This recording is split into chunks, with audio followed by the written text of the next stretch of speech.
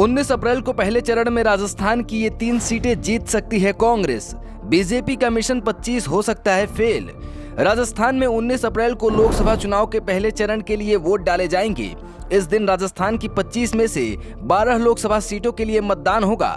Congress, BJP सहित तमाम दलों के दिग्गज लगातार इन 12 सीटों के दौरे कर रहे हैं। बीजेपी दावा कर रही है कि वो पहले चरण की पूरी 12 सीटें जीतने में कामयाब होगी।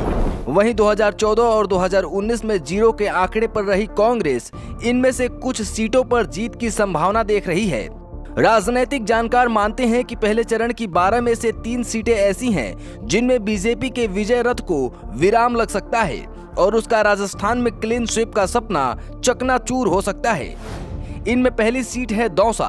दौसा में 19 अप्रैल को कांग्रेस के मुरारी लाल मीणा का मुकाबला बीजेपी के कन्हैया लाल मीणा से है। ये सीट राजस्थान के पूर्व डिप्टी सीएम सचिन पायलट का गढ़ मानी जाती है। आपको याद होगा, सचिन पायलट ने दौसा में अपनी जनसभा में कहा था कि मेरी पगड़ी अब आप लोगों के हाथ में है। दौसा लोकसभा सीट को बीजेपी ने भी अपनी प्रतिष्ठा की सीट बना लिया है।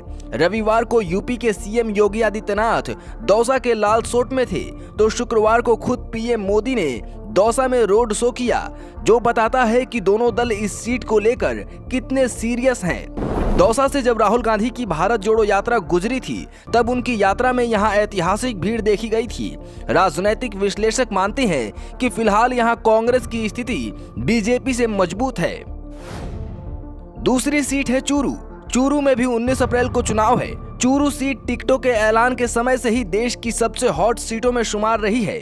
यहां कांग्रेस ने बीजेपी से आए 2 बार के सांसद और दिग्गज नेता राहुल कसवा को टिकट दिया है, तो बीजेपी ने पैरालंपिक खिलाड़ी देवेंद्र झाझड़िया को मैदान में उतारा है। कसवा परिवार का चूरू क्षेत्र में खासा दबदबा माना जाता है। राहुल के पिता और दादा सांसद रह चुके हैं। उनकी मां कमला कसवा भी विधायक रह चुकी हैं। दूसरी ओर बीजेपी के कैंडिडेट देवेंद्र झाझड़िया के परिवार से कभी कोई सरपंच भी नहीं बना है।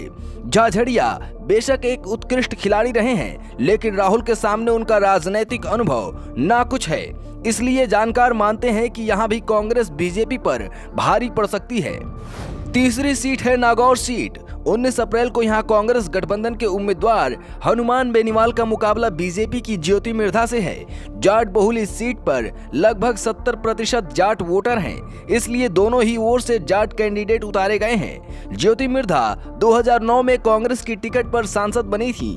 उसके बाद से अब तक कोई चुनाव नहीं जीती हैं। दूसरी ओर हनुमान बेनीवाल 2019 का पिछला चुनाव नागौर से जीत चुके हैं। कुछ दिनों पहले हुए विधानसभा चुनाव में भी उन्होंने खियूसर विधानसभा से जीत का स्वाद चखा है।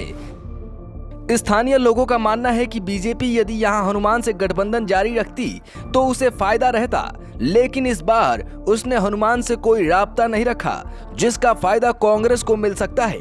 आप राजस्थान के किस लोकसभा क्षेत्र से हैं और आपके अनुसार 19 अप्रैल को पहले चरण में किस पार्टी को 12 में से कितनी सीटें मिल सकती हैं, हमें कमेंट करके बताइए। खबर पसंद आई हो तो आपके अपने चैनल पॉलिटिकल पंचायत को लाइक, शेयर, सब्सक्राइब करना न भूलें। धन्यवाद।